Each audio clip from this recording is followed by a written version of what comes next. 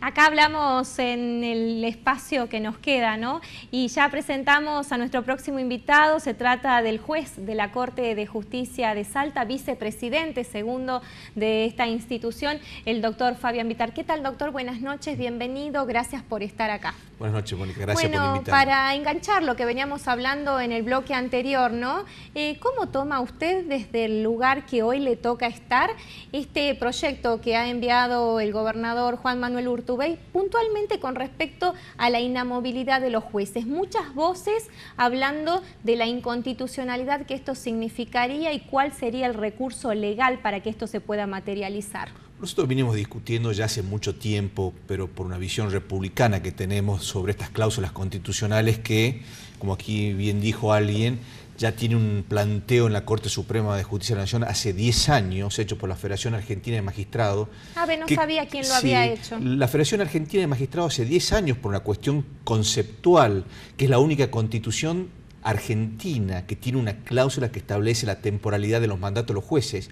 Y esto porque claramente viola la cláusula de la Constitución Nacional que establece la inamovilidad de los jueces y la estabilidad.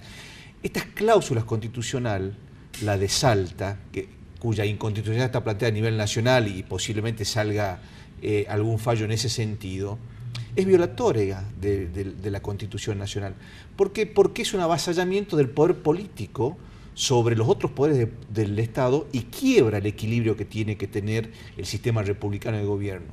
Tan es así, Mónica, que fíjate que no solo es la única provincia argentina que tiene esta cláusula, sino que la reforma constitucional que la estableció, esto de la temporalidad cada 6 años de los jueces de corte, no tiene ninguna explicación con sentido intelectual, de visión de por qué los jueces de corte duran un mandato determinado, y no como es en todo el mundo, donde tienen estabilidad. ¿Por qué la estabilidad? Porque es necesario separar de las decisiones políticas en la intromisión en el Poder Judicial. Esto cada 6 años, Mónica. ¿Usted cree que es condicionante esta intromisión política con el tema de la durabilidad como hoy lo tiene Salta? Sí, porque afecta a lo que yo creo que es más importante, la independencia del Poder Judicial, en el sentido de la necesidad de garantizarle a la sociedad seguridad jurídica. Cada modificación de la integración de la Corte pone en peligro la seguridad jurídica en la provincia de Salta, porque el cambio de criterio que se produce cuando ingresa uno nuevo cada 2 años, porque esto que duran 6 años no es que todos duren 6 años, sino que se va renovando a medida que van venciendo los mandatos, es decir, que en un plazo de 4 años pueden cambiar 3 jueces de corte. Cambia el criterio, cambia la mayoría y cambia su derecho. Si yo soy abogado que litiga, que lo hice durante más de 20 años, y le digo a mi cliente: vamos a llegar a la Corte con este tema, porque la Corte tiene un criterio en este sentido. Pero viene un magistrado con otro criterio, cambia la jurisprudencia, cambia la doctrina de la Corte y hace perder mis derechos. Esta falta de seguridad jurídica que genera esta inestabilidad de la composición es lo que creo que es la base, porque los que no tenemos ninguna sujeción a la política actuamos como debemos actuar, así duremos lo que duremos. Pero yo escuchaba, y aquí está la génesis, Mónica, de cómo piensan algunos y por qué esto está mal. Dijeron, el derecho que tiene el gobernador de nombrar a quien quiera. Esto lo dijo alguien en la mesa recién, en tu mesa. Y esta concepción de que este es un poder individual de una persona particular es, que creo, el defecto institucional. Cuando vos me preguntabas al principio qué pienso de esta ley, esta ley es una decisión política que marca o refleja una posición republicana en relación a la estabilidad de los jueces. Es decir, ¿no deberíamos esperar lo que dice la Corte Suprema? ¿No se adelantó el gobernador teniendo en cuenta este antecedente? No sé qué puede decir la Corte Suprema, pero fíjate, en este punto, esta ley en nada modifica que los jueces duren 6 años. Esta ley en nada modifica que los senadores en el sistema republicano de gobierno deben elegir y pueden elegir a los jueces de corte, pueden rechazar los pliegos. Cosa que nunca ocurre, doctor. Pero puede pasar, esto hay que pensar que... Sí, pasó a nivel nacional hace poco, ¿no? Con el juez Reposo. Pasó con varios jueces de corte que llegaron los pliegos al Senado, yo me acuerdo, el presidente de la Corte de Córdoba, cuando fue propuesto por Cristina Kirchner, el Senado no trató... Hay mecanismos institucionales que hay que respetar, pero esto no pertenece a las personas. Lo que pasa es que la gente no cree justamente en las instituciones, doctor. Estamos en una situación en este país donde hay una... la gente está incrédula, no cree en lo que puede hacer el Poder Legislativo en función de los intereses y los derechos de los ciudadanos, y siempre es como que está atado al poder político. Bueno, esto hay que desatarlo, sobre todo con un ámbito como el Poder Judicial que debe garantizar que sus derechos tengan protección. ¿Hoy el Poder Judicial garantiza independencia, doctor? Sí, garantiza esa posición, porque somos jueces independientes, pero esa inestabilidad, esa temporalidad de los mandatos, que no existe en ningún lado. ¿Y sabe por qué no existe? Porque nadie se atrevía a hacerlo, porque era una clara expresión del poder político de querer manejar la justicia.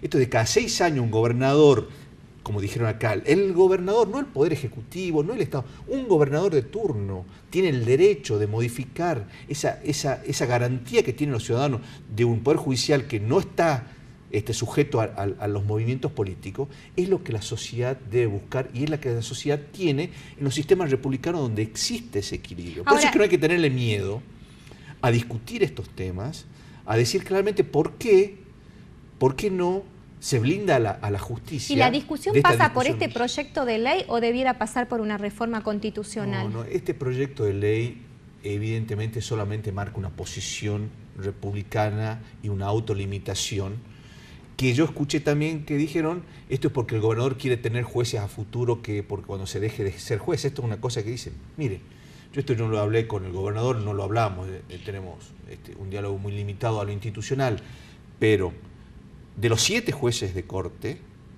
5 renuevan su mandato, son nombrados durante el mandato que le queda a Urtubey. Entonces, ¿qué necesidad tendría de establecer esta autolimitación si él puede nombrar a los 5 sin decir nada o darle continuidad a los 5? Es porque se está marcando, a mi criterio, una posición que se puede llevar a una reforma constitucional. Ahora vamos a otro tema, ¿no? Sí. Hay algo que también se planteó y es la autarquía del Poder Judicial, algo que siempre venía luchando, entre comillas, el Poder Judicial, y hoy el gobernador les dice, ahí está el proyecto de autarquía. Ustedes van a manejar sus fondos de una tasa de justicia bastante importante que tiene el Poder Judicial. ¿Esto qué le da al Poder Judicial como organismo? La posibilidad de no depender económicamente de los recursos o de la posibilidad de brindar mayor justicia. Bueno, vienen de la mano, porque este proyecto que el gobernador envió tiene un origen en una iniciativa legislativa de la Corte de Justicia Local, la nuestra, que nosotros mandamos a la legislatura diciendo hay un elemento indispensable para que nosotros podamos ejercer y no depender de la política en este mismo concepto, que es tener una autarquía financiera, es decir, que no voy a discutir con ningún gobernador cuánto me va a dar el año que viene de presupuesto para ejercer yo mi responsabilidad de brindar el servicio de justicia. Nosotros creemos que es tanto y con este monto lo podemos hacer. Eso lo mandamos nosotros a la legislatura. El gobernador ha mandado otro proyecto con modificaciones en relación a cuál es la cuenta global sobre la que se va a determinar el porcentaje que nos va a tocar. Pero sin duda, el hecho de que... Estaríamos hablando de porcentaje, no que se manejaría totalmente la cuenta, entonces. No, un porcentaje de los recursos totales de la provincia. Nosotros mandamos un proyecto que decía el 4% de los recursos totales de la provincia, entre el 4 y el 5% de los recursos totales de la provincia. El gobernador dice, no, los recursos totales no, porque dentro de los recursos totales yo tengo fondos de asignación determinada, por ejemplo, los municipios, y si yo tengo que mandarle sobre todo eso es un montón. Entonces, saquemos todo lo que yo tengo gasto fijo, por llamarlo de alguna manera para la audiencia entienda, y sobre lo que queda, que realmente son recursos provinciales, sí un porcentaje determinado. Bueno, esa va a ser la discusión. Objetivos. El objetivo que el Poder Judicial planteó cuando mandó esta ley es no dependemos de la política. No tenemos que asentarnos con alguien que discuta con nosotros. A mí sí me parece que esto da independencia. Pero sí, porque justamente es eso. No discutir con la política sobre lo que el Poder Judicial necesita para cumplir su rol. ¿Por qué? Porque está claramente determinado cuál es nuestra función. Entonces, esta separación, nosotros somos un poder del Estado, no dependemos de ningún otro poder y no debemos depender. Doctor, Eso es el equilibrio que institucionalmente estamos buscando. Tenemos mucho por hablar, ¿no? Pero sucede de que, por ejemplo, se nombran magistrados y son obviamente eternos en sus funciones porque hay organismos, como lo decíamos en el bloque anterior, que no funcionan. Por ejemplo, tenemos el caso Ramos, donde hubo un letargo absoluto de la justicia, por nombrarlo en particular, no porque sea Ramos, sino porque también sucede en otros hechos, y los mecanismos no funcionan. ¿Qué consecuencias tiene aquel funcionario público que no cumplió, digamos, con su deber? Es tan simple que si funcionaran, porque están previstos, el mecanismo... Acá no hay nunca jury de enjuiciamiento, no se desplaza nunca un juez. Sí, hubieron. Pero sí, pero el jury de enjuiciamiento siempre les dice, váyanse a la casa tranquilos y hay una suspensión siempre, o tienen un seguimiento. No siempre se han destituido jueces, pero ese mecanismo debe funcionar. ¿Hace cuánto, doctor, que no se destituyen jueces en nuestra provincia? No debe haber habido demasiadas causas que ameriten destituir. Pero si hay ese origen para incumplimiento de los deberes de un juez, está el mecanismo. Está el mecanismo, Mónica, que debe ser usado, que debe tener la necesaria independencia con los otros poderes. Yo escuché que acá hablaron del Consejo de la Magistratura.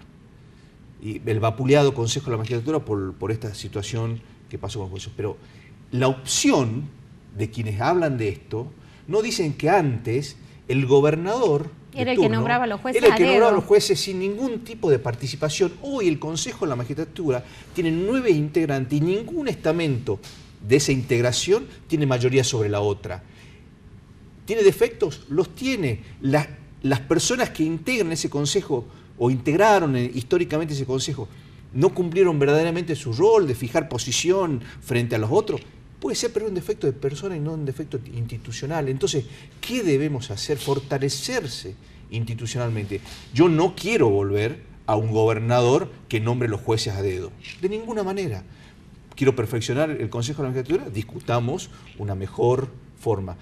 Pero yo pertenezco a un organismo nacional que es la Junta Federal de Cortes, donde me encuentro con todos los cortes, los miembros de las cortes provinciales, y nuestro sistema tiene institucionalmente un formato que nos quieren copiar, porque en sus provincias lamentablemente tienen estamentos, generalmente el Ejecutivo, con más miembros que hacen que más rígido, donde la decisión pasa por pocas personas, pero con inclinación al Poder Ejecutivo. Doctor, mañana y mucho por hablar. Mañana y pasado se va a hacer una jornada en Salta muy interesante, ¿no? Yo decía al comienzo del programa, hemos introducido ramas del derecho como el derecho consumidor, derecho ambiental, que ya vamos conociendo, pero hay algo nuevo que se llama el ciberdelito, algo que obviamente tiene una rama muy amplia. Más lo identificamos con aquellos delitos que cometen personas, por lo general mayores, que captan a menores, es lo que más conocemos, pero es bastante amplio. ¿De qué se trata esto? Los ciberdelitos, estos nuevos delitos que se utiliza la informática como medio para cometer otro delito o como un delito en sí. El uso mismo de la tecnología produce el delito. Por ejemplo, vos te referías al grooming, que es el acoso sexual que hace un mayor en niños y niñas a través de las redes sociales. Esto ya está incorporado en el artículo 131 del Código Penal, tiene una pena de 4 meses, de 4 meses a 6 años, quienes utilizan esos mecanismos para acosar a un menor. Pero también es medio para cometer un delito peor, que es, por ejemplo, el abuso sexual. Las redes sirven para captar personas para después que sean sujetos de un delito. ¿Estamos capacitados en Salta para tratar esto, teniendo en cuenta que nos toca muy de cerca últimamente estos temas? Nos estamos preparando, falta muchísimo. Justamente lo que vos comentabas es una jornada mañana organizado por el gobierno de la provincia con participación de muchos poderes interdisciplinarios que se llama Conectados, que habla de los ciberdelitos.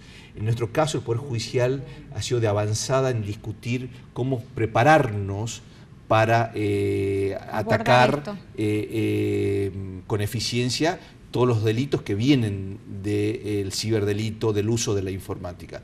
Ya desde el año 2011 estamos preparando a nuestros jueces para entender cómo funciona el ciberdelito y tener herramientas y saber manejarlas para verificar la existencia de un delito. Aparte hay que tener una red de profesionales que puedan dar algún tipo de asistencia para realmente llegar al cometido de descubrir el delito, ¿no? Así es, nosotros estamos trabajando mucho en eso, el Ministerio Público a través de sus estamentos profesionales también, pero esto lo que hicimos nosotros, el Poder Judicial, es dos cosas. Preparar a nuestros jueces para ser eficientes, pero con esta guía de ciberdelitos que acabamos de incorporar a nuestra página, que invito a que la vean, es una guía para prevenir los delitos que provienen de la informática. Bastante interesante. Esto es para que vean, sin tiempo. Para que lo vean y pueden verificar, identificar más que nada. Y en la misma página tenemos la solución a dónde acudir cuando estén en esa situación. Muchísimas gracias por su tiempo. Gracias a usted. Nos despedimos agradeciéndoles la atención dispensada. Nos reencontramos el próximo miércoles. Hasta la próxima.